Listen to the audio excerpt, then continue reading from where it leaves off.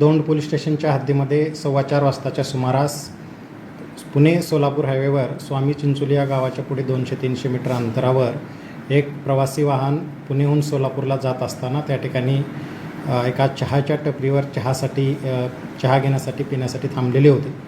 त्यावेळेस एका वाहनावरून 2 त्या ठिकाणी युवक येऊन त्यांच्यावर जबरदस्तीने कोयता दाखवून त्यांच्या अंगातलं जे ज्वेलरी आहे त्यांनी ते जबरदस्तीने हिसकावून घेतलेलं आहे।